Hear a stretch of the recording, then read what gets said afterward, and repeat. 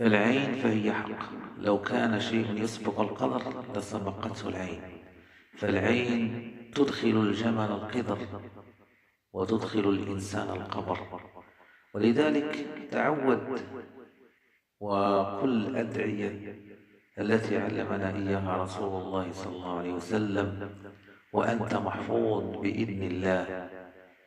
إذا أنعم الله عليك بنعمة كنعمة الصحة أو الولد، وهناك نعم كثيرة لا تعد ولا تحصى، وإن تعدوا نعمة الله لا تحصوها. إذا أنعم الله عليك بنعمة فتعود من العين. ودعاء العين وهو أن تقول: أعوذ بكلمات الله التامة من كل شيطان وهامة ومن كل عين لامة.